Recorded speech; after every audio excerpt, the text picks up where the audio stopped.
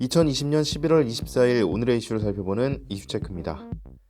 임신 후 최대 24주까지 낙태를 허용하는 내용의 형법 개정안이 24일 국무회의를 통과해 논쟁이 이어지고 있습니다. 여성계와 시민단체에서는 이에 대한 강한 반발이 이어지고 있는데요. 오늘 이슈체크에서는 낙태죄 개정안에 대해 살펴보겠습니다. 자세한 내용 김아련 기자와 함께합니다.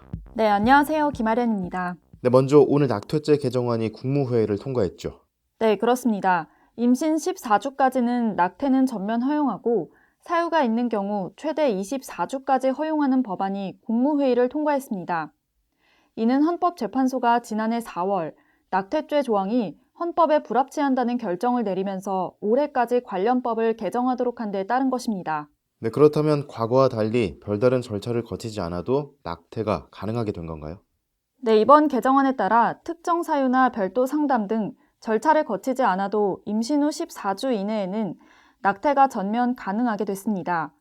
뿐만 아니라 임신 15주에서 24주라도 강간 등 범죄 행위로 임신한 경우 등 법률에 명시된 사유를 충족하면 처벌하지 않도록 했습니다.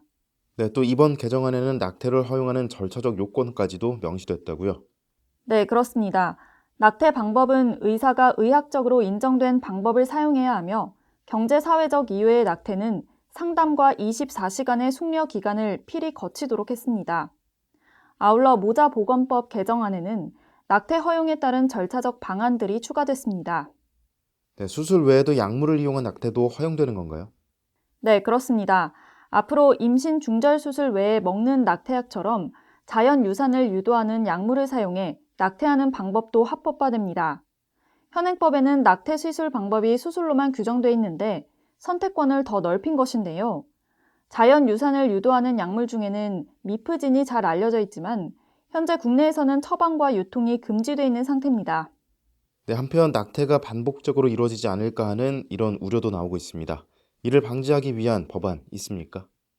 네, 이를 위해 개정안에는 의사의 설명 의무와 시술 동의 등 인공 임신 중절 관련 세부 절차도 담겼습니다.